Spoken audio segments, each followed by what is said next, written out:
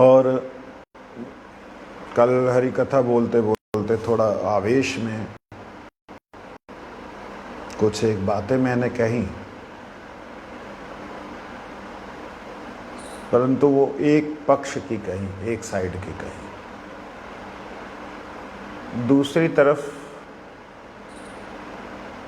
जो गुरु कृपा, जो सिद्ध महापुरुष सिद्ध भाव को प्रदान कर देते हैं कभी कभी किसी भी जीव को अचानक से, वो भी पक्ष है।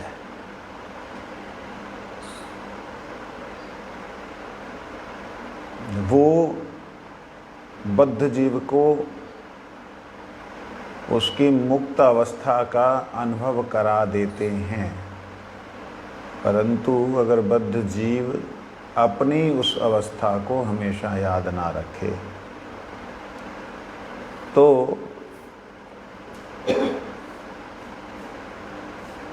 वो कभी भी इस संसार से नहीं निकल सकता। या जिस अवस्था को गुरुदेव ने दिखलाया उस अवस्था में अगर जीव भावमयी सेवा ना करे तो इस संसार से निकल नहीं सकता। मुक्त अगर निकल भी जाए तो मुक्त हो सकता है। जब चाहता ही नहीं मुक्ति तो क्यों मुक्त हो भाई, उसे भले ही और जन्म मिल जाए कोई बात नहीं। मुक्ति जब चाहता नहीं तो उसका क्या होगा? कहते उसको यम यम वापि स्मरणम, जैसा जैसा भाव से स्मरण करता हुआ जाएगा वैसे वैसे जन्म मिलता रहेगा। यम यम वापि स्मरणम तत्यंत क्लेरम तम तमेवेति कौन्ते सदा तद भाव भाविता। तो कल एक बात और आई थी। एक पक्ष में तो ये बात है उन लोगों के लिए जो साधक हैं, जहाँ जो सिद्ध होने का अभिनय कर रहे हैं उनके लिए, या सिद्ध होने की कल्पना कर रहे हैं उनके लिए कल जो बात थी उनके लिए एक पक्ष आया था। वो ये था कि जब तक उनको स्वरूप का अनुभव नहीं हो जाता, स्वरूप साक्षात्कार नहीं हो जाता। स्वरूप का मतलब यहाँ पर भगवत धाम में स्वरूप की बात नहीं कर रहा हूँ, इस शरीर के भीतर के स्वरूप की बात कर रहा हूँ। जब तक उनको स्वस्वरूप जागृत नहीं हो जाता, जो बेचारे साधक हैं, साधना कर रहे हैं और उनका भगवत सेवा में, क्या सेवा में उनका भाव होना चाहिए वो नहीं मिला है, नहीं जागृत हुआ है, उन लोगों को साधन करते करते, अपने भीतर सत्व शुद्धि करते करते, अपने भीतर सत्व भाव को प्रबल करते हुए कैसे नाम के द्वारा, नाम जो है वो क्या है? सत्य है, नित्य है, मुक्त है, अभिन्न है कृष्ण से। तो नाम के द्वारा उस सत तत्व को अर्थात अपने स्वरूप को बल प्रदान ना करने से, बलराम जो बल प्रदान करते हैं, बलदेव जो बल देते हैं, तो नाम का स्मरण करते करते अपने इस शरीर में ही जीवन मुक्त अवस्था नहीं प्राप्त कर लेते।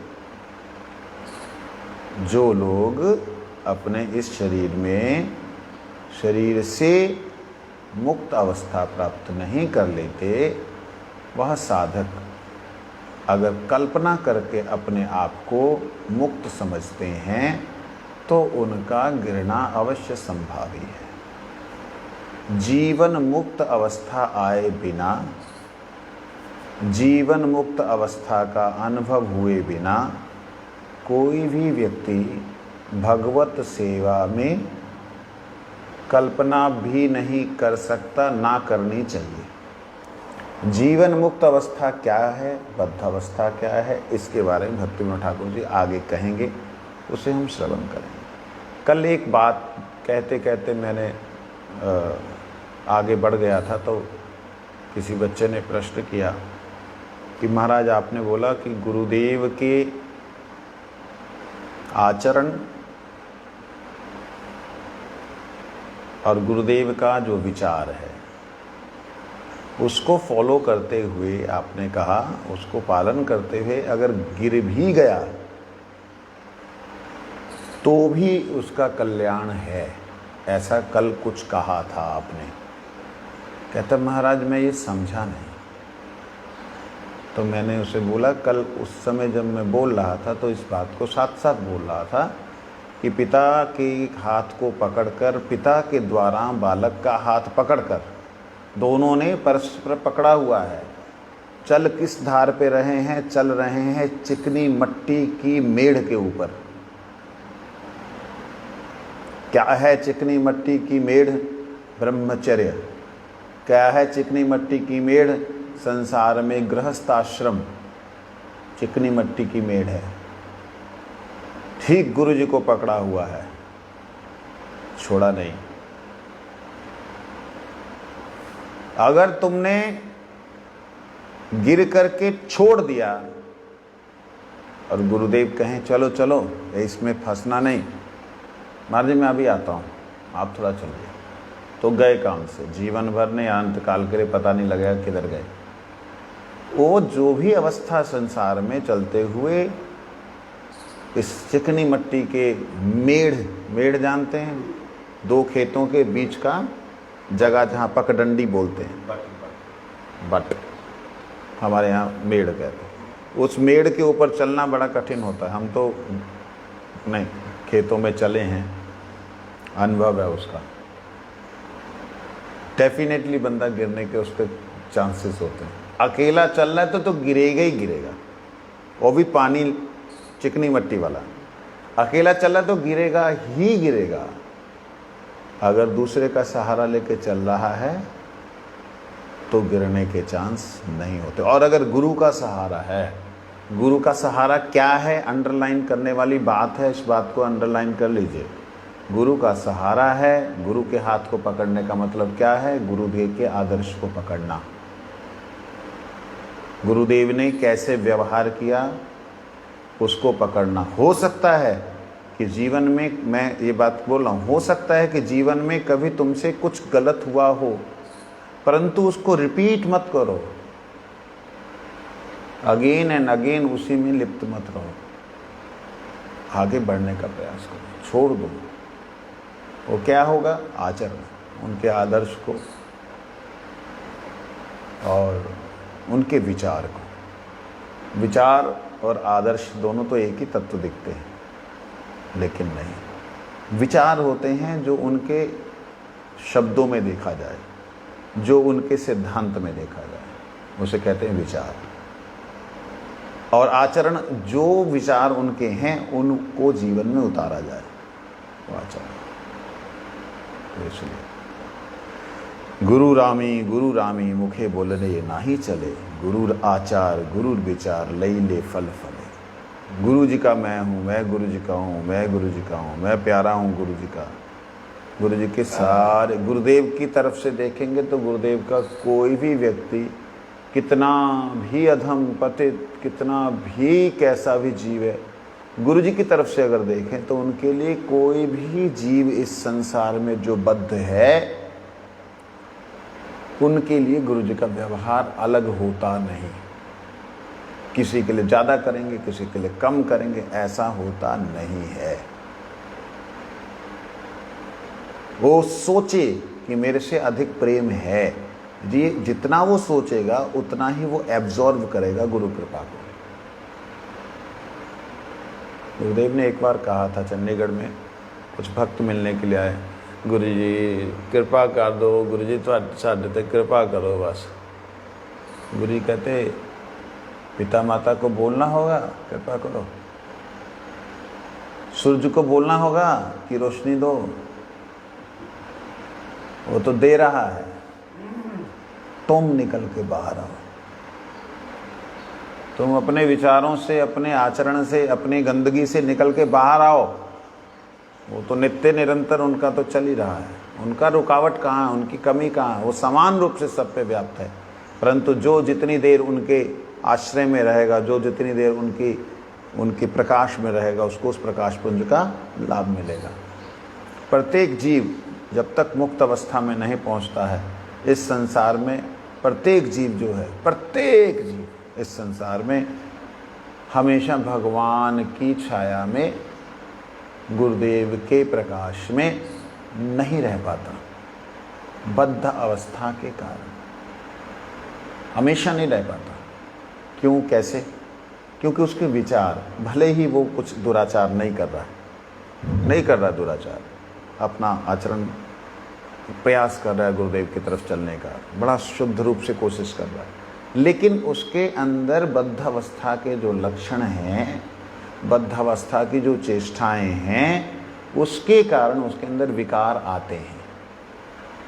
कैसे विकार आते हैं?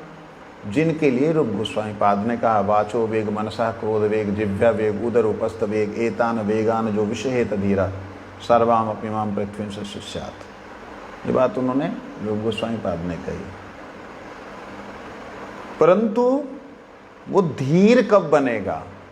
धीर मतलब स्थिर होकर के अभ्यास नहीं करेगा तो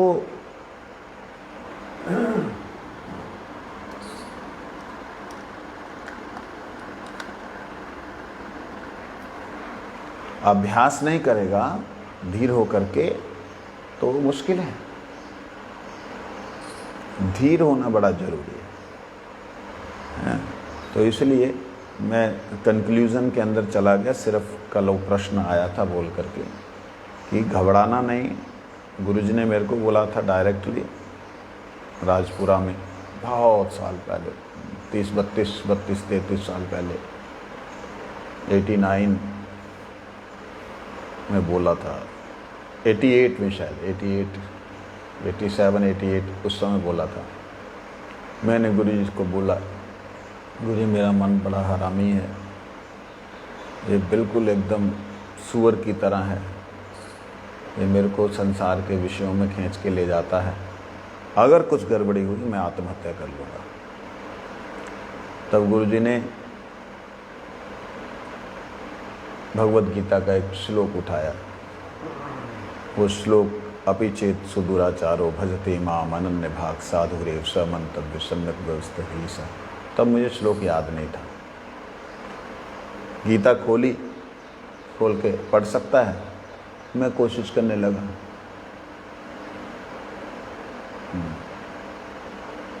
मतलब शायद परीक्षा की भी बांग्ला पढ़ना जानता है, कोशिश करने लगा। पढ़ना शुरू कर दिया था तब तक, 1 साल के अंदर ही बांग्ला पढ़ने स्टार्ट कर दी थी, थोड़ी थोड़ी।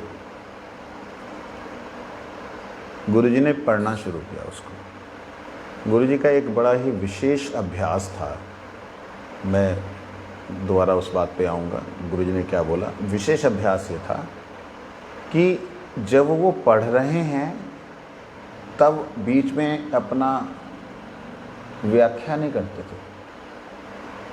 पढ़ने के समय ठीक पढ़ के निकल जाएंगे, उसके बाद में समझाएंगे। समझे नहीं?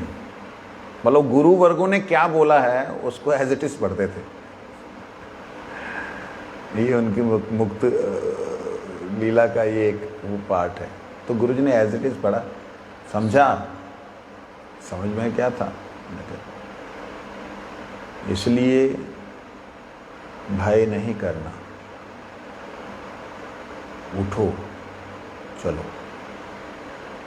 वो फिर गुरुजी का जब कीर्तन होता था ना तो हृदय में ऐसे करके लगता था, पाद हरि मिनति भर करी, गौर हरि बोलो भाई, राधा कृष्ण बोलो बोलो, राधा कृष्ण बोलो, संग चलो, यही मात्र भिक्षा चाहे। ओ बाप रे, वो कहने से ही ऐसा लगता था कि गुरुजी इतने दीन हो करके निवेदन कर ही बस, मतलब प्रेइंग, प्रार्थना करते थे।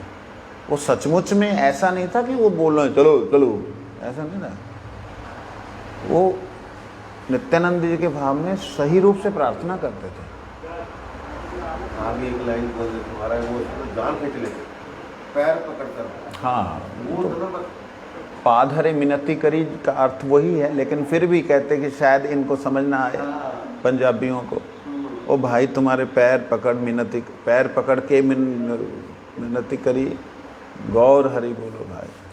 पैर पकड़ के कहते हैं गौर हरि बोलो भाई। जान खींचने वाली। एक बात सोचने वाले, देखो कि इतनी भी दैन्यता होती है, एक गुरु की क्या इतनी भी दैन्यता हो सकती है। ये चीज़ें जब याद आती हैं ना, तो उसका मतलब क्या है? क्यों जानते बेचारे बद्ध जीव हैं, ये ऐसा नहीं मानेंगे, चलो इनको मैं किसी भी तरीके से बोल दूँ, पर प्रार्थना भिक्षा ही दे दो भाई, मेरे को अपने मुख से बोल दो नाम, भिक्षा कर दो।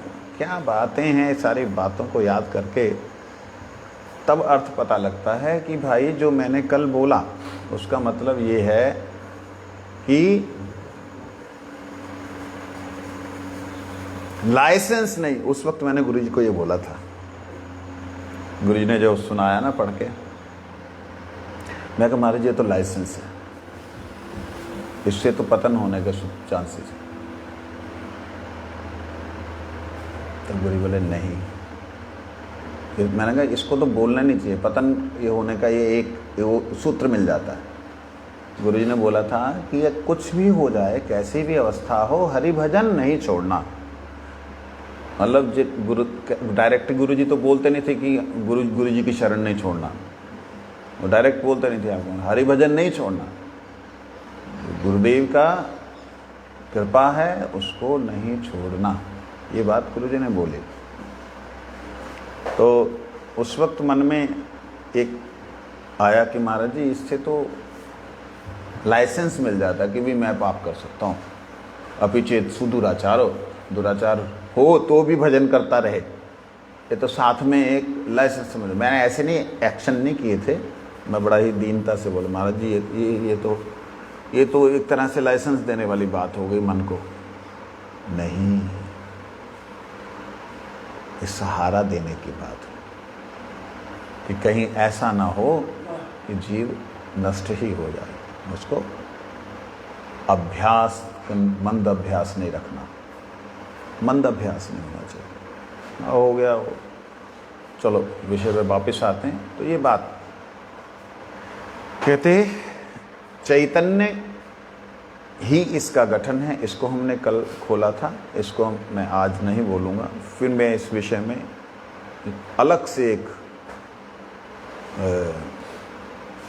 वीडियो बनाने की कोशिश करूँगा, अलग से एक इस विषय में बोलूँगा। जीव का स्वरूप क्या है और स्वरूपगत स्वभाव अर्थात धर्म क्या है, इन दो विषयों में से धर्म क्या है उसको भक्तिविनोद ठाकुर जी ने यहाँ जैव धर्म के नाम से खोल दिया।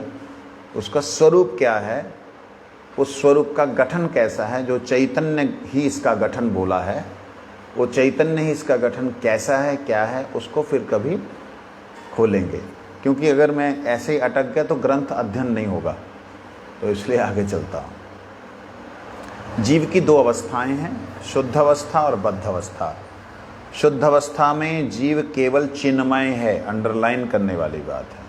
शुद्ध अवस्था में जीव केवल चिन्मय है। चिन्मय का मतलब ज्ञानमय है, अज्ञानता का वहाँ कोई भी अवकाश नहीं है, अज्ञानता का वहाँ कोई भी स्थान नहीं है।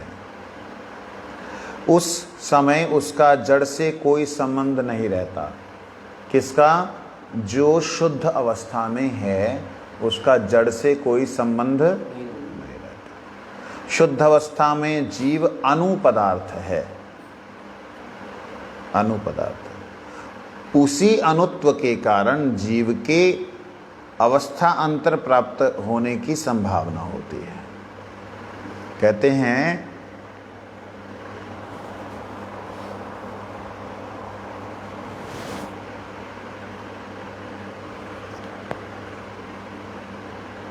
जीव की दो अवस्थाएं, शुद्ध और बद्ध। शुद्ध अवस्था में जीव चिन्मय है, अज्ञान का अभाव है, जड़ के साथ कोई संबंध नहीं है। और शुद्ध अवस्था में जीव अणु पदार्थ है। उसी अणुत्व के कारण जीव के अवस्थांतर प्राप्त होने की संभावना होती है। अणु है इसीलिए वो कहीं भी फंसने का संभावना उसकी होती है। बृहत के प्रति आकर्षित उसके होने का स्वाभाविक रूप से एक नेचर है, उसका स्वाभाविक एक वृत्ति है। वो उसके अंदर स्वाभाविक वृत्ति होने के कारण वो बृहत कुछ भी है, चाहे वो माया बृहत रूप में है, चाहे भगवान बृहद रूप में है, किसी में भी आकर्षित होने का उसके अंदर एक स्वाभाविक गुण है।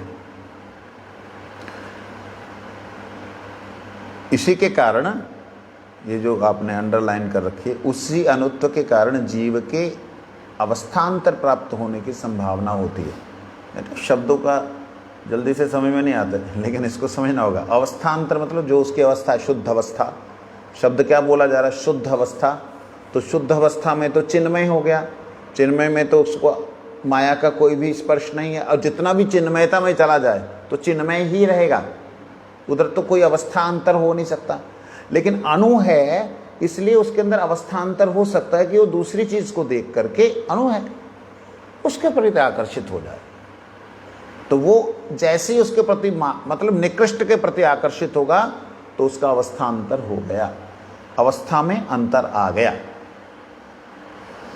बृहत चैतन्य स्वरूप कृष्ण का स्वभावतः अवस्थांतर नहीं है।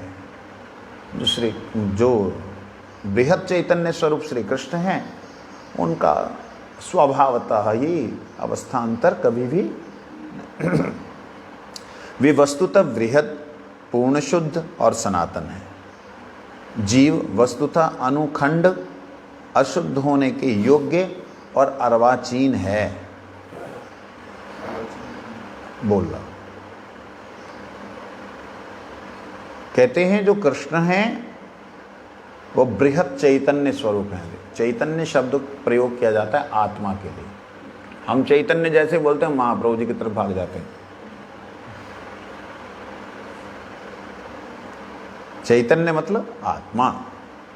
बृहत चैतन्य स्वरूप कृष्ण का स्वभावता अवस्थांतर नहीं होता। वो बृहत वस्तु, वो किसके प्रति उनका उस बृहत बृहन्नत्वातिथि ब्रह्म, जो बड़े से भी बड़ा है वो ब्रह्म है, उसका कहीं किसी भी क्षुद्र वस्तु में आकर्षण हो ही नहीं सकता।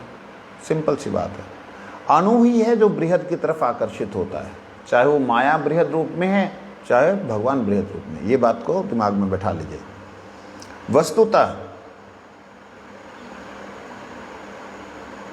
बृहद, पूर्ण, शुद्ध और सनातन है, और जीव वस्तुतः अनुखंड, अशुद्ध होने के योग्य है। क्या है?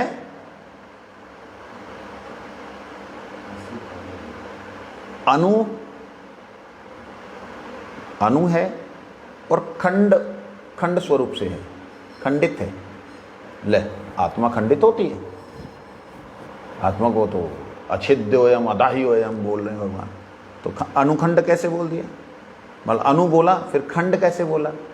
खंड इसलिए बोला क्योंकि यह एक अपने आप में एक दायरा बना हुआ है इसका, इसलिए खंड है। इसका मतलब प्रत्येक अणु जीव जो है वो अलग अलग है। ये कहने का मतलब, खंड मतलब अलग अलग है। सब आत्मा एक कोई आत्मा है, ये आप शब्द निकल रहे थे, ये अज्ञानता की एक पराकाष्ठा है। एक ही आत्मा, ओए भाई एक ही आत्मा, तो आपके अंदर आनंद है तो उस सामने वाले के आनंद क्यों नहीं है? जब वो सोचेगा तो उसके अंदर आनंद है, मतलब जब सोचेगा तब एक होता तो हो जाना था, अब भी है कि नहीं? बता दीजिए, उनको जरूरत नहीं। तो इसलिए कहते हैं अणु है, खंड है और अशुद्ध होने के योग्य क्या है? अशुद्ध होने के योग्य। शुद्ध था, अशुद्ध होने के योग्य है और अर्वाचीन है, जिसमें ज्ञान नहीं है। अर्वाचीन जो होता है वो बड़ा ही शुद्ध ज्ञान, और ज्ञान बोलने से कभी भी अपने ज्ञान से भटक सकता है, अपनी जानकारी से भटक सकता है। अर्वाचीन शब्द का ऐसा समझा जाता है। एक बार आप शब्द को उठा के लाओ नीचे जो था। अर्वाचीन मतलब ऐसा लगता है कि इसको बोला नहीं जा सकता इसके बाद। नहीं, ऐसा नहीं। किंतु धर्मतः वास्तविकता में वह ये उसका खंड होने के नाते, जीव वस्तुतः खंड होने के नाते जीव वस्तुतः अणु होने के नाते अशुद्ध होने योग्य होने के कारण अर्वाचीन है, किंतु वास्तविकता में धर्मतः इसका जो स्वाभाविक धर्म है ये वह वृहद अखंड शुद्ध और सनातन है। परंतु धर्म से वह वृहद अखंड शुद्ध और सनातन है। जब तक जीव शुद्ध है तभी तक उसके स्वधर्म का विमल परिचय मिलता है। आप बात समझें? सुन नहीं रहे, ध्यान नहीं दे रहे, कहाँ चले गए? वो ध्यान नहीं दे रहे, पल्ले की चौका।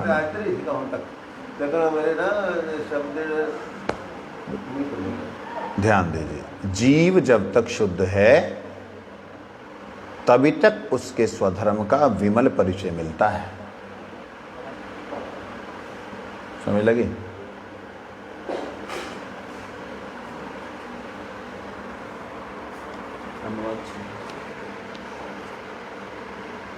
कहाँ है? क्या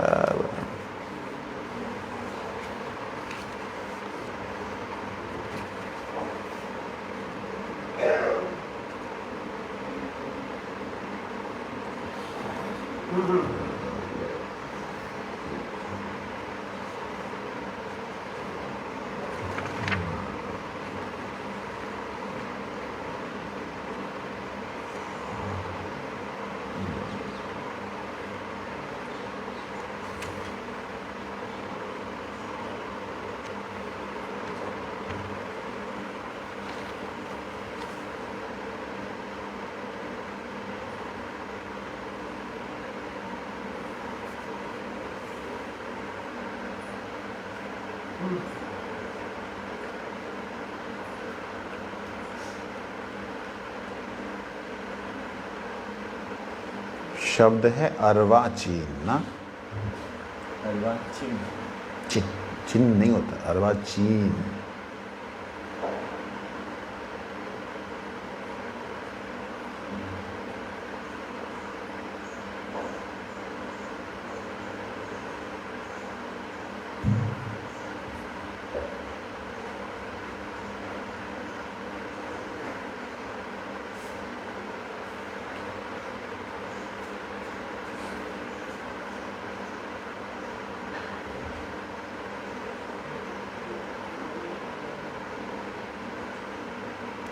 यहाँ पे अर्वाचीन शब्द का अर्थ नहीं आया है, इसमें सिर्फ है अवा।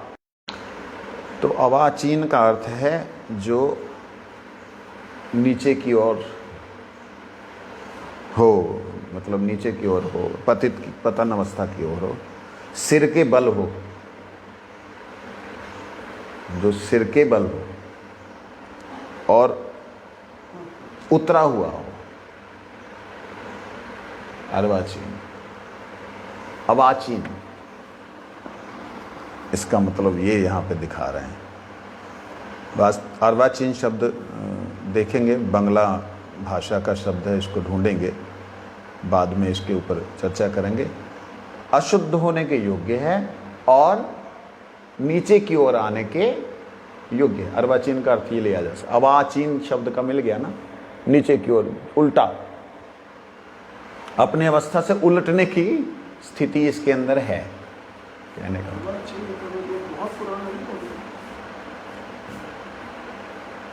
वो प्राचीन शब्द अलग है और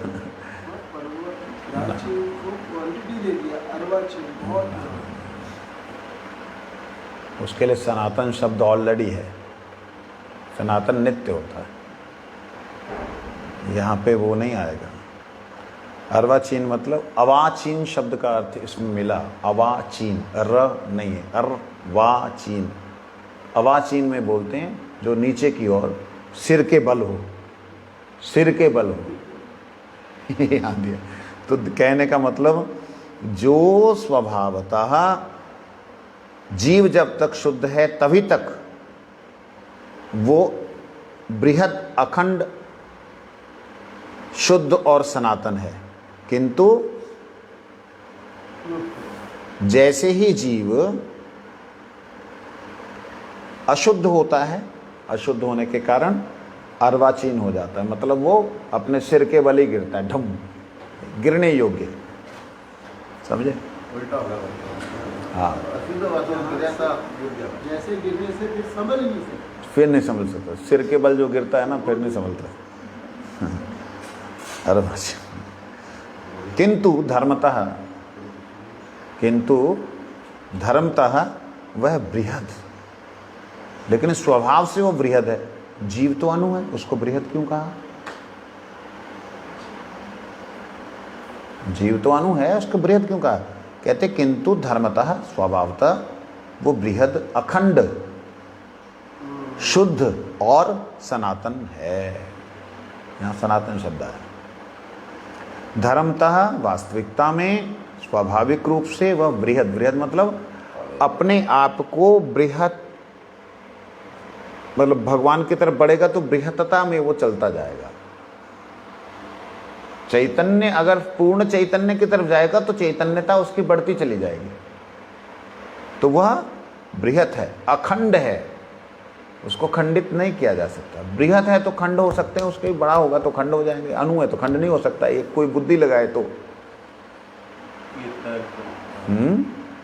अगर कोई बुद्धि लगाए तो उसका उत्तर है कि देखिए, सोने का एक कण जब पिघल करके एक कण बृहत सोने के भीतर में चला जाता है तो वो बृहत्ता को ही ग्रहण करता है, वो पृथक नहीं हो सकता। कहीं जी बाद में पृथक करने वाला कोई हो तो, लेकिन क्या भगवान की तरफ जाए हुए जीव में माया का तो वहाँ प्रवेश ही नहीं है, तो उसको खंड करने के लिए कोई है ही नहीं। इसलिए उसको बोला बृहत, अखंड है, शुद्ध और सनातन है। जब तक जीव शुद्ध है तभी तक उसके स्वधर्म का विमल परिचय मिलता है। जब तक जीव शुद्ध है तभी तक उसके स्वधर्म का विमल परिचय मिलता है। अगर एक बात सोची जाए, विमल परिचय मिलने के बाद क्या जीव अशुद्ध हो सकता है? तो जब तक जीव शुद्ध है ये शब्द क्यों आया? इसका मतलब ये है कि जब तक जीव शुद्ध होता है, अर्थात तटस्थ अवस्था में होता है, शुद्ध अवस्था, तब तक ही उसके विमल प्रेम का परिचय मिलता है। विमल प्रेम का परिचय मतलब विमल प्रेम नहीं, विमल परिचय मिलता है, उसका शुद्ध परिचय मिलता है। जब तक शुद्ध है तभी तक उसका शुद्ध परिचय मिलेगा। उसका स्वधर्म क्या है? आकर्षित होना। क्या उसका स्वभाव क्या है? किसके प्रति? बृहद वस्तु, हाँ, बृहद वस्तु के प्रति आकर्षित होना। किस रूप में? अनुरूप से। किस रूप से? दास रूप से। दास रूप से का मतलब क्या है? दास रूप मतलब वो किसी भी वस्तु को देखेगा तो उसको ग्रहण करने की कोशिश जो होगी वो बृहद के प्रति ही आकर्षित होगा। अपने से अणु तो हो ही नहीं सकता, जीव से अणु कोई तत्व होता ही नहीं। तो माया का बृहद स्वरूप देख करके उसमें जब वो प्रवेश करता तो अणु ही रूप से अपने आप को अधीन ही समझता हुआ जाएगा, उधर जाएगा तो अधीन ही समझता हुआ जाएगा। तो इसके अलावा उसका कोई और दूसरा चारा नहीं है। इसलिए शुद्ध अवस्था में उसका जो ये जो विमल परिचय है वो मिलता है। जीव जब माया के संबंध में अशुद्ध होता है तभी स्वधर्म में विकार होने के कारण वो अविशुद्ध, अनाश्रित और सुख दुख के से पीसा हुआ रहता है। जीव जब तक माया के संबंध से अशुद्ध होता है, जब तक माया के संबंध से अशुद्ध रहता है। माया का संबंध शरीर, ज़्यादा बाहर मत जाओ। माया का संबंध शरीर, माया का संबंध इस शरीर के अंदर उठने वाले जो भी भूख लगना, खाना सोना, चलना फिरना, ये वार्तालाप, ये सारे का सारा इस माया के ही कार्य हैं, माया के विकार हैं। इन विकारों से ये अपने धर्म में अविशुद्ध हो जाता है। विशुद्ध नहीं रहता, अविशुद्ध हो जाता है। अविशुद्ध बोला, अशुद्ध नहीं बोला। हाँ, चांसी नहीं, एक ही कारण। दूसरा अविशुद्ध बोलने का मतलब है ये विकार के कारण अशुद्ध हुआ है। विकार ना हो और फिर अनाश्रित रहता, अनाश्रित और सुख दुख से पिसा हुआ रहता है। बड़ा सुंदर ये शब्द दिया, सुख दुख से पिसा हुआ रहता है, कभी सुख में कभी दुख में पिसा हुआ रहता है। ये बेचारे ये जीव की एक दयनीय अवस्था है, बेचारा। अब हम जीव जीव बोल रहे हैं, ये अपनी दयनीय अवस्था है। हम अपना बुद्धि को इससे बड़ा समझने लग रहे हैं अभी इस वक्त सुनते पढ़ते समय, अपनी बुद्धि को इससे बड़ा समझ रहे हैं, इसको हम बेचारा समझ रहे हैं। गलत बात है।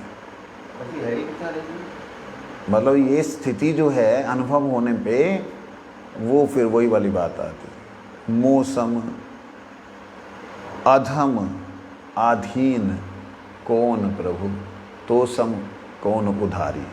तुम्हारे जैसा उद्धार करने वाला कौन, मेरे जैसा अधम और वैसा कौन। कृष्ण के दास्य भाव की विस्मृति होते ही जीव की संसार दशा उपस्थित होती है। कृष्ण के दास्य भाव की विस्मृति, दास्य भाव की विस्मृति क्या पहले थी? कृष्ण की दास्य भाव की, जीव की दास्य भाव की स्मृति नहीं थी, नहीं थी ना, शुद्ध थी, शुद्ध अवस्था थी।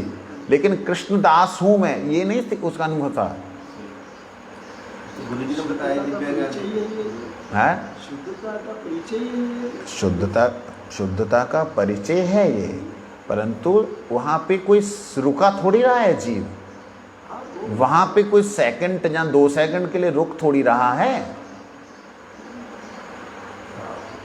वहां पे तो निकलते ही वो आकर्षित होता है, जहां तो उधर देखता है, इस बहुत प्रकाश है, अंधकार की तरफ देखता, ओ यहाँ पे टिमटिमाते तारे तो क्या वो ब्रह्मांड नजर आते हैं।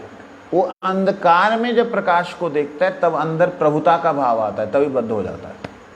मैं भी जाके प्रकाश, क्योंकि खुद का तो प्रकाश है ही है, मैं भी प्रकाश करूंगा, और घुस करके जाता जा, वहीं पे उसका कृष्ण दास से भूली, ये इसका स्वाभाविक उसकी वृत्ति है।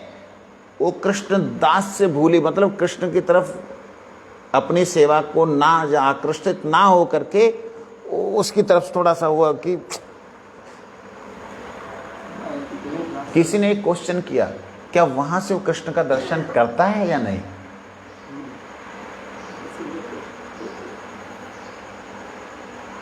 ये उसने प्रश्न किया, क्या उस अवस्था से जहां बिल्कुल शुद्ध अवस्था है, बद्ध नहीं है वो, उस शुद्ध अवस्था से वो कृष्ण का दर्शन कर सकता है? मैं बोलूं या तुम बोलोगे? पूछा मैंने तुमसे, जब पूछूंगा तब बोलो ना। कर सकता है? नहीं कर सकता। क्यों नहीं कर सकता? बृहत तत्व को अनुस्थिति में कोई भी नहीं देख सकता। तुम पहाड़ का कुछ भी नहीं देख सकते। वो क्या देखते हैं? अनंत प्रकाश। वो अनंत प्रकाश है किसका?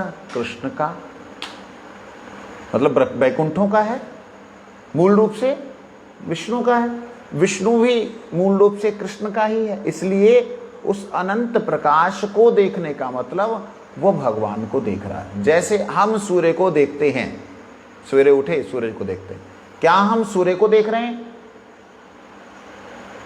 प्रैक्टिकली नहीं देख रहे, और प्रैक्टिकली देखा जाए तो देख भी रहे हैं, एक दृष्टि से देख भी रहे हैं और देख नहीं सकते।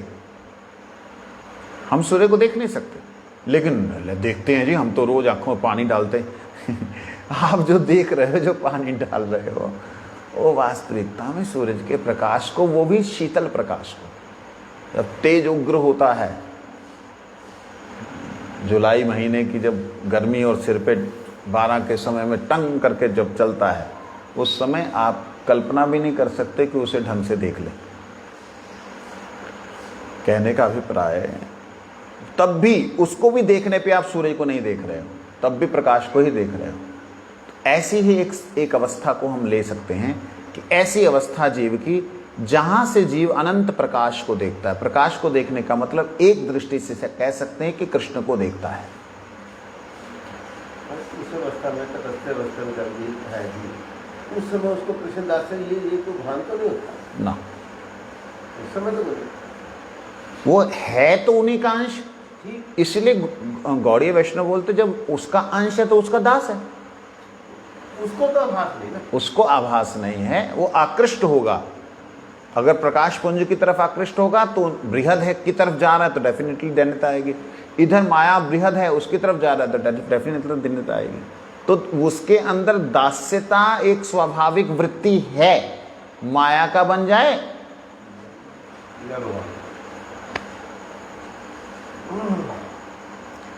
कृष्ण के दास्य भाव की विस्मृति होते ही जीव की संसार दशा शब्द प्रयोग किया है। दास्य भाव की विस्मृति ऐसा मतलब उसको पता चलता दास्य भाव की विस्मृति का मतलब ऐसे समझो जैसे कि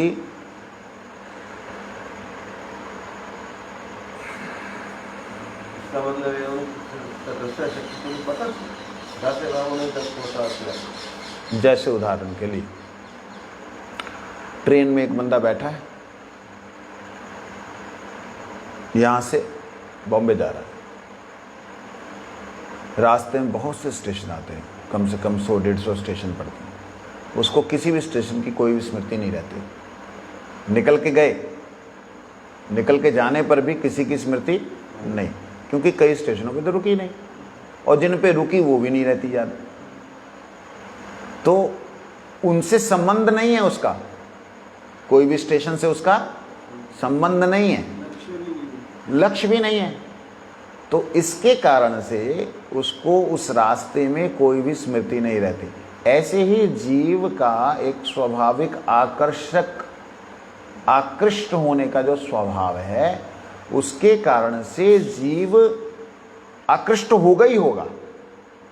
वो आकृष्ट कृष्ण के प्रति होना ये उसका दास्य भाव है, माया के प्रति होना ये उसका दास्य भाव है। लेकिन कृष्ण को भूलने के कारण, मतलब कृष्ण की तरफ देखा नहीं, अभी हमने स्टेशंस को देखा नहीं, निकल गए, भूलने के कारण। कई बार ऐसा होता ना, एक ट्रेन में दूसरी ट्रेन में बैठ गए, जब जिस स्टेशन पे उतरना था वो आगे चले गए। वो विस्मृति ऐसी है, मतलब कृष्णदास से उसका स्वभाव है, किंतु उसको उसका अनुभव नहीं हुआ, उसने उसकी तरफ ध्यान नहीं दिया। ये इसका अर्थ ये लगाया जा सकता। विस्मृति का अर्थ ऐसे लिया जा सकता कि वो उसकी स्मृति में ही नहीं है। विस्मृति जागृत नहीं हुआ, जागृत है, दासता का स्वभाव जागृत है, कृष्ण की स्मृति नहीं हुई। ऐसे मतलब उसका स्वभाव तो है, हाँ, लेकिन वो जागृत होके उसकी तरफ झुका नहीं। देखिए उस जीव का स्वभाव जो है वो तो जागृत है, दास वाला, लेकिन उधर देखने से उसके अंदर उसका जो वैभव दिखा, प्रकाश, वो ऐसे जो उसके अंदर भाव आया, नहीं मैं नहीं अधीन होऊंगा, मैं अधीन नहीं होऊंगा, सेकंड्स माइक्रो सेकंड्स की बात है। इधर दिखा, हाँ मैं यहाँ पे दादागिरी करूँगा, तो माया तो अंधकारमय विशाल है। यहाँ भी अनु के रूप में ही आना पड़ा, लेकिन यहाँ अनु के रूप में आने में अपना प्रकाश, अपना वैभव, अपना ज्ञान उसको दिख रहा है, वहाँ दिखेगा ही नहीं कुछ। तो इसलिए उसको विस्मृति बोला, मतलब उसे विस्मरण करते हुए, उसे छोड़ते हुए, कृष्ण दास्य का विस्मरण करते हुए जीव इधर आया, इसीलिए संसार दशा प्राप्त। दशा का मतलब क्या हो गया? संसार दशा प्राप्त हुई, उपस्थित हुई, एक अवस्था उसकी उपस्थित हो गई। संसार की दशा क्या होती? संसरती इति संसारा, है जो हमेशा सरकता रहता है, हमेशा उसके सरकते रहने वाली स्थिति जो है वो पैदा हो गई। संसार दशा, संसार शब्द का अर्थ होता है संसरती, हमेशा जो है चलते रहे, हमेशा जो है वो एक मूवमेंट में रहे, मतलब अभी जन्म हुआ है, बाद में जन्म हुआ है, बाद में, ये तो संसार। ये आगे कहते हैं जीव जब तक शुद्ध रहता है तभी तक उसे स्वधर्म का अभिमान रहता है। जीव जब तक शुद्ध रहता है तभी तक उसको स्वधर्म का अभिमान। स्वधर्म क्या हुआ उसका? दास, उसका अभिमान रहता है। वह अपने को कृष्ण का दास समझकर अभिमान करता है, किंतु माया के संबंध से वह अशुद्ध होते ही वह अभिमान संकुचित होकर भिन्न भिन्न आकार धारण करता है। यहाँ पे जो बात कही है वहाँ पे विस्मृति शब्द का अर्थ पूरा क्लियर हो जाता है कि उसको मालूम है कि उसका अंश है, परंतु उसका अंश होने से, उस स्वभाव में स्वाभाविक रूप से रहने से तब तो ठीक था, अभिमान था, लेकिन मैं उसका दास, मतलब उसका अंश, दास शब्द को हटा दीजिए एक सेकंड के लिए, मैं उसका अंश हूँ। अंश होने से दास्य भाव, अंश हूँ परंतु मैं प्रकाश करूँगा। माया में जैसे उसका आकर्षण हुआ भिन्न भिन्न आकार धारण करने लगा। माया के संबंध से जीव शुद्ध स्वरूप लिंग देह स्थूल देह में आवृत हो जाता है, तभी लिंग शरीर का एक अलग अभिमान उदित होता है। वही अभिमान फिर स्थूल देह के अभिमान में मिलकर एक तृतीय अभिमान का रूप धारण करता। लो, और शुद्ध शरीर में जीव केवल कृष्ण दास है। कहते माया के संबंध से जीव जो है शुद्ध स्वरूप, जीव का जो शुद्ध स्वरूप है चिदानंद, वो स्वरूप लिंग देह धारण करता है। लिंग देह का मतलब होता है सूक्ष्म शरीर। हमारे साधारण भाषा में लिंग का अर्थ लोग मूत्र इंद्रिय से लगाते हैं, यहाँ इंद्रिय की बात नहीं है। लिंग का मतलब मन बुद्धि अहंकार, मन बुद्धि अहंकार, ये है सूक्ष्म शरीर। ये सूक्ष्म शरीर में सबसे पहले उसे क्या प्राप्त होता है? अभिमान, फिर बुद्धि, फिर मन। इधर से देखेंगे तो मन बुद्धि अहंकार, उधर से देखेंगे अभिमान बुद्धि, उसके अनुसार बुद्धि, अभिमान के अनुसार बुद्धि, और फिर अभिमान, फिर मन संकल्प और विकल्प करने वाला। हमें लगे कहते हैं वो अभिमान अर्थात लिंग देह प्राप्त होती है, और उस लिंग देह के प्राप्त होते ही स्थूल देह में आवृत हो जाता है। स्थूल देह ये शरीर, मन बुद्धि अहंकार इसमें आवृत हो गए, और इसमें आवृत होने के नाते जो आत्मा है वो एक इतने भयंकर कवर के अंदर आ गई कि उसका एक अलग से नया अभिमान पैदा होता है। ध्यान दें, कहते तब लिंग शरीर का एक अलग अभिमान उदित होता है। सूक्ष्म शरीर जो था मन बुद्धि अहंकार, जब स्थूल नहीं मिला, शरीर नहीं मिला, तब सूक्ष्म शरीर का जो मन बुद्धि अहंकार का अभिमान जो था, वो मन बुद्धि अहंकार अभिमान के कारण कहीं प्रवेश कर रहे थे। तब तक उन्हें तीसरा एक नया अभिमान नहीं मिला। जब शरीर मिला तो अभिमान मिला, क्या मैं स्त्री हूं, मैं पुरुष हूं, मैं सुंदर हूं, मैं कुरूप हूं। ये नया अभिमान उसको किसको मिला? मन बुद्धि अहंकार को मिला। सूक्ष्म शरीर को एक नया अभिमान मिला। ये जो हम करते हैं ये स्त्री पुरुष है, ये सूक्ष्म शरीर की कुछ है, ये मतलब वो महसूस करता है। हाँ, वही तो करेगा है ना। शरीर के अंदर की तो कोई क्रिया है नहीं, मन बुद्धि अहंकार ना हो तो इसलिए कहते हैं वो एक नया वही अभिमान जो है स्थूल देह के अभिमान। देखिए कहते तब लिंग शरीर का एक अलग अभिमान उदित होता है। वही अभिमान जो उदित हुआ, वही अभिमान फिर स्थूल देह के अभिमान में मिलकर एक नया अभिमान, तृतीय अभिमान पैदा करता है। ले लो, मतलब वृंदावन समझ में आ गया? बता, तू बता। ना ना अगे नहीं, ये हैगा कुछ ताही तो पूछन दे। बता। जब जीवात्मा नीचे आया तब उसको मन बुद्धि अहंकार प्राप्त हुआ लिंग से। अभिमानों का 3 अवस्थाएं बतलाई हैं, पहली दूसरी तीसरी, तीनों को बताओ।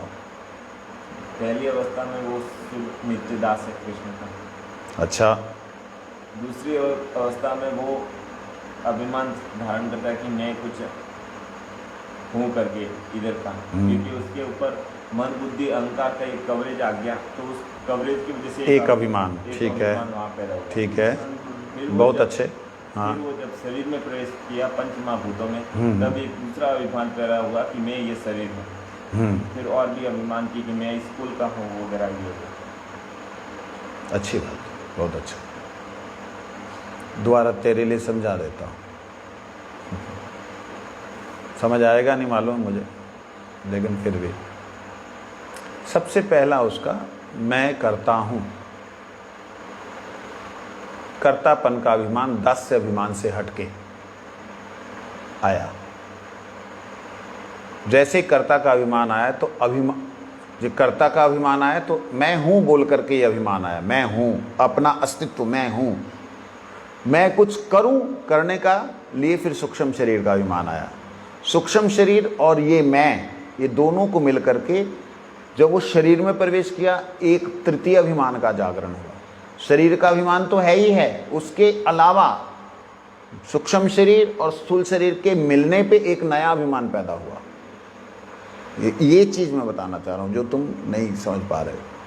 वो नया अभिमान क्या है वो देखने योग्य है, जहां तक सुना समझा ठीक। लेकिन आत्मा अलग, आत्मा का अभिमान है, ठीक है। वो अभिमान प्रवेश किस में कर गया? सूक्ष्म शरीर में। सूक्ष्म शरीर का अभिमान किस में प्रवेश किया? स्थूल शरीर में। ये तो हो गया, परंतु सूक्ष्म शरीर और स्थूल शरीर के मिल करके एक नया अभिमान पैदा हुआ। वो अभिमान क्या है उसको थोड़ा समझ लेंगे तो शायद अच्छा होगा। वो नया अभिमान पैदा होता है क्या? मेरा मन बड़ा खराब है, आज मन बड़ा दुखी है, मेरा शरीर टूट रहा है, क्या करूं, मेरी आत्मा बड़ी दुखी है। ये नया अभिमान पैदा होता है, जो अभिमान वास्तविकता में इसका कोई भी आधार ही नहीं होता। ये नया अभिमान है, मतलब तृतीय अभिमान पैदा होता है। और जो साधारण अवस्था में समझने के लिए स्व का अभिमान मैं, पर का अभिमान सूक्ष्म, और तृतीय अभिमान शरीर का। परंतु इनसे अलग आप जब वार्तालाप कर रहे होते देखिएगा, वो अभिमान सूक्ष्म अभिमान वो दिखाई नहीं देता, समझ में नहीं आता, मतलब दिखाई तो देता समझ में नहीं आता, वो अलग ही होता है। वो अपने आप को बोलता मेरी आत्मा। वो किस अवस्था में बोला मेरी आत्मा? शरीर की अवस्था में ना, तब बोलता मेरा शरीर बहुत गंदा है लेकिन मेरी आत्मा भी शुद्ध नहीं है। तो कौन बोल रहा है भाई? मन बुद्धि अहंकार बोल रहे हैं, कह सकते हैं, मन बुद्धि अहंकार कह सकते हैं, लेकिन मन बुद्धि अहंकार के लिए वो जब अवस्थाओं को अनुभव करता है उसको बोलते हैं चित्त निर्माण। वो चित्त की अवस्था में ये चिंतन कर पाता है। चित्त की अवस्था क्या है? चित्त की अवस्था है जिसमें वो स्वयं को देख सकता था, जिसमें वो स्वयं का अनुभव कर सकता था। वो है एक तरह से दर्प रहित अवस्था, अभिमान रहित अवस्था। इसलिए उसे बोला दर्पण। क्या कहा? दर्पण। चित्त को दर्पण कहा। जहां दर्प ना है, दर्प न, दर्पण, जहां अभिमान नहीं है, वो अभिमान नहीं अवस्था वाली जो अवस्था है वो भी एक अलग अवस्था है। वास्तविकता में वह शुद्ध अवस्था कहा जा सकता है। आगे कहते हैं अभी चित्त आ गया इसमें, अभी चित्त नया शब्द आ गया। चित्त जो है वो वास्तविकता में क्या है? वो बुद्धि का ही एक जो है अलग अंग है कह सकते हो, लेकिन वो बुद्धि से परे है।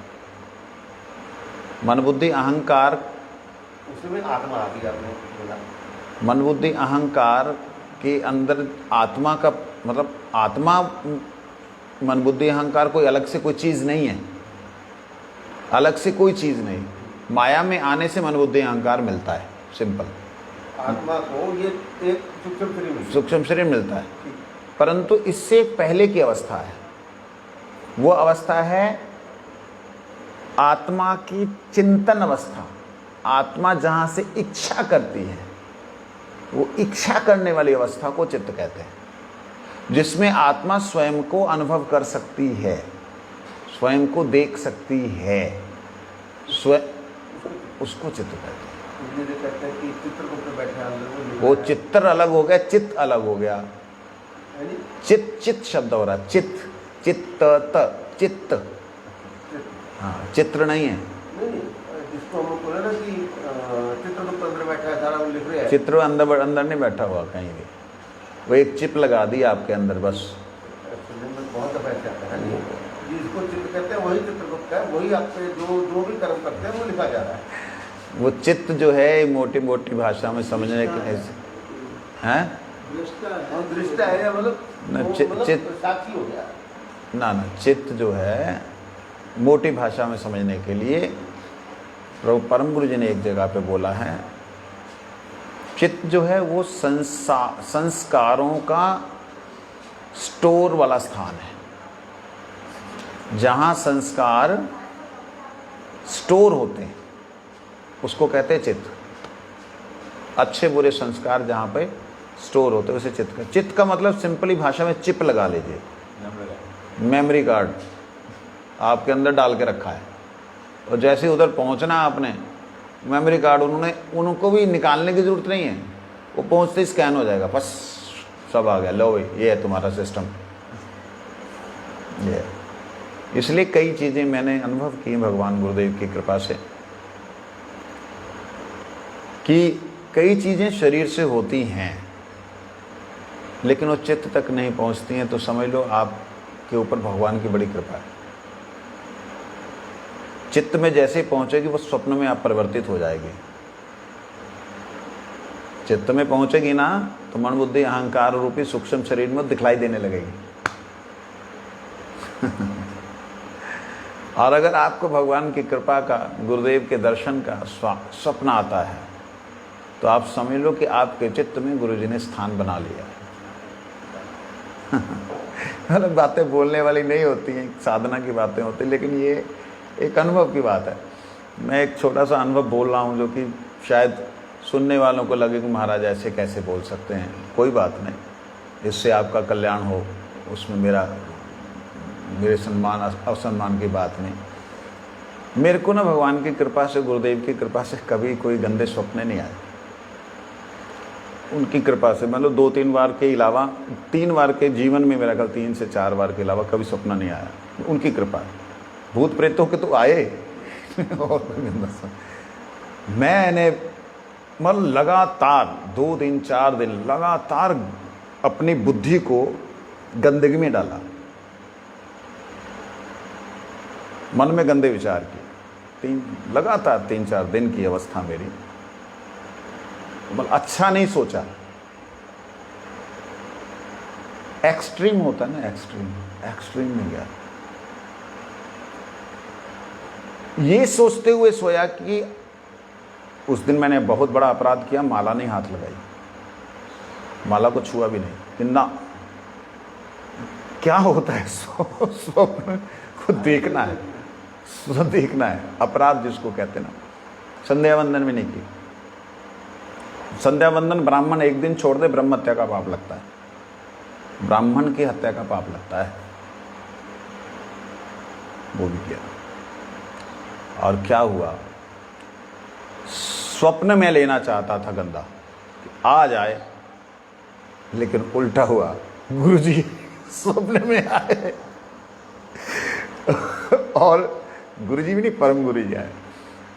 और स्वप्न में क्या देखता हूँ, मैं छोटा सा बच्चा हूँ और पाइप लेकर के पानी जो है ऐसे बेकार फैला रहा हूँ इधर उधर, कुछ नहीं सफाई कर रहा हूँ, कोई बगीचे में नहीं दे रहा हूँ, ऐसे फेंकी जा रहा हूँ पानी लेके।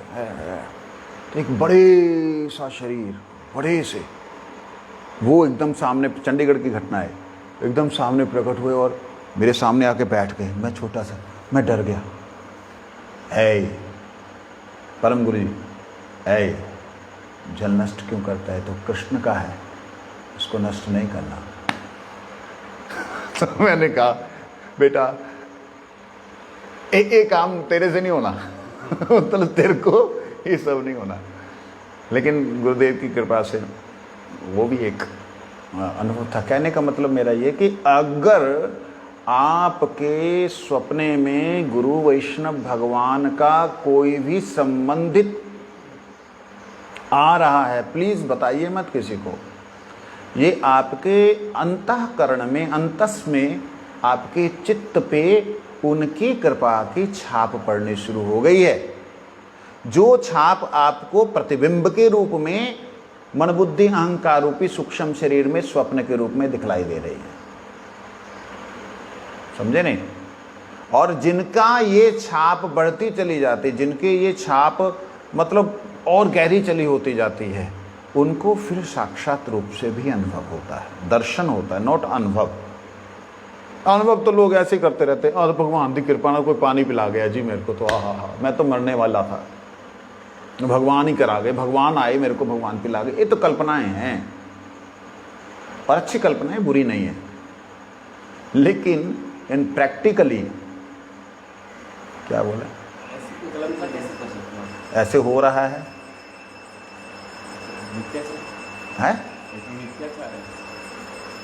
ऐसा होता है।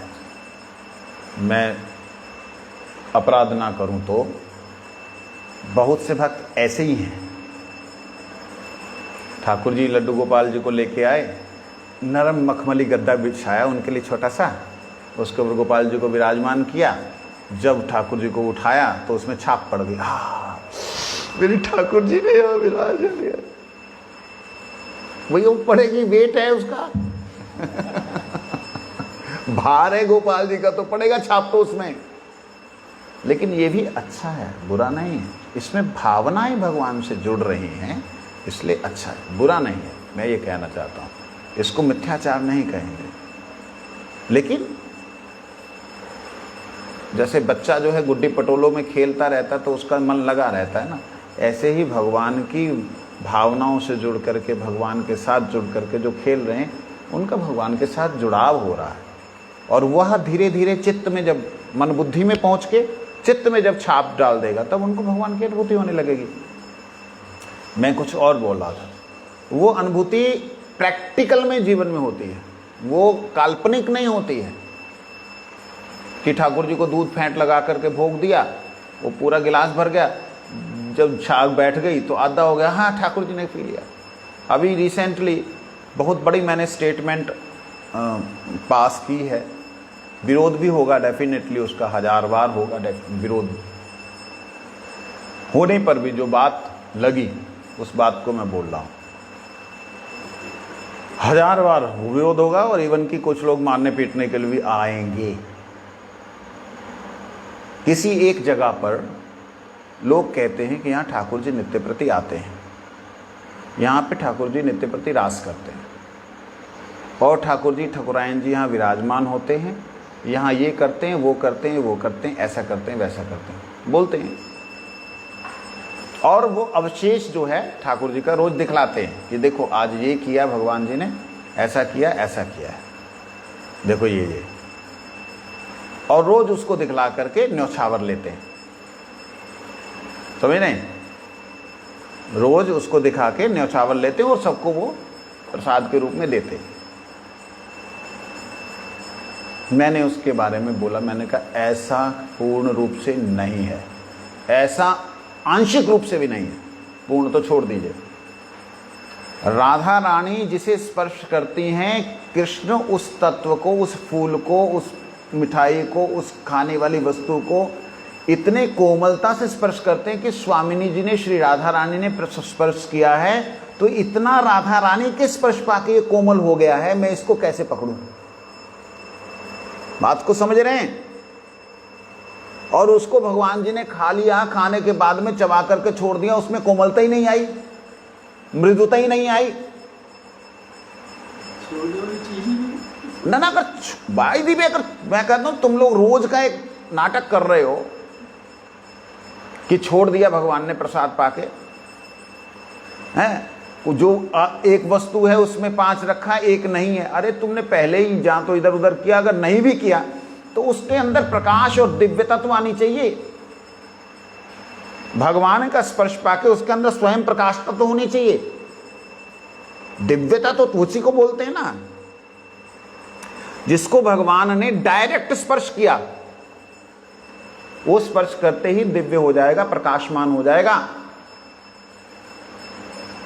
अगर आप कहें तो ऐसे तो कई भक्त हैं, उनको भगवान ने दर्शन दिया, स्पर्श किया, तो उनके अंदर क्यों नहीं प्रकाश फैला? डेफिनेटली उनके अंदर प्रकाश फैला है। जो वस्तु को भगवान स्पर्श करेंगे वो वस्तु तो मृदु हो जाएगी, वो वस्तु तो कोमल हो जाएगी, वो वस्तु तो स्निग्ध हो जाएगी। तो हम जो भोग लगाते हैं इसका मतलब भगवान नहीं खाते, ये कहना चाहते हो आप? भोग लगाना और इस तरह से बोलना कि ठाकुर जी ने खा के छोड़ दिया, इन दोनों में अंतर है। भोग अर्पण होता है, वो अर्पण किया गया है, और यहां पे तुम आरोप कर लगा रहे हो कि भगवान ने खाया है, खा करके अवशेष छोड़ा है। मन को तसल्ली देने के लिए, इस प्रकार से भाव लाने के लिए ठीक है, परंतु वास्तविकता में जिस दिन भगवान किसी तत्व को, किसी वस्तु को, किसी जड़ को स्पर्श करेंगे, वो जड़ चेतन हो जाएगा। आप समझे? और मुख से निकाल करके रखा हुआ, ऐसा तो भगवान कभी करते नहीं। दातुन की बात है, ऐसा तो करते नहीं। भगवान ने किसी चीज को चबा के छोड़ दिया, भैया क्या यार, क्या बातें कर रहे हो तुम, ऐसा तो करते नहीं। करेंगे भी तो उसके अंदर कितनी कितनी मृदुता हो जाएगी, भगवान का स्पर्श पाए। कल्पना करो भगवान को उसको चबाने के समय उसके अंदर कितना दैन्यता होगी उस वस्तु के अंदर, कि मैं भगवान को कठोर ना लगूं, हैं? वो दैन्यता, वो विनम्रता क्या उसके अंदर आपको मिल रही है? अभी नहीं मिल रही है। तो इसका मतलब ये एक प्रकार का मन से बनाए हुए, ख्याल मन के बनाए हुए पुलाव हैं, जो खाओ, कोई प्रॉब्लम नहीं है, गलत नहीं। परंतु जिस दिन चित्त में पूरी तरह से भगवान की, गुरुदेव और वैष्णव की दास्यता का भाव जागृत हो जाएगा, उस दिन मन बुद्धि अहंकार रूपी सूक्ष्म शरीर में उसका, अरे बाप रे, आज तो बहुत समय हो गया, दर्शन होने लगेगा, और वही क्रिया फिर शरीर में भी आने शुरू हो जाएगी। अर्थात हमेशा नहीं, मैं कह रहा हूँ, लेकिन जब भी आप गुरुदेव का स्मरण करेंगे, भगवान का स्मरण करेंगे, उसी वक्त आपने जो जो अनुभव किया था, उस अनुभव के अनुसार आपको वहाँ पे सेवा मिल जाएगी, और आप उसमें पूरी तरह प्रवेश कर जाओगे। जितनी देर आप प्रवेश करना चाहते हो कर पाओगे, क्योंकि वो आपको एक संबंध मिल चुका है, एक लिंक मिल चुका है। वो लिंक के लिए ही यहाँ पे बात कह रहे हैं कि तृतीय अभिमान जो जगता है, वो तृतीय अभिमान व्यक्ति का ले डूबता है। परंतु उसकी अगली लाइन में कहते हैं, शुद्ध शरीर में, अंडरलाइन, शुद्ध शरीर में जीव केवल कृष्ण का दास है। शरीर में कहा है, शुद्ध शरीर। अब ये शुद्ध शरीर क्या है?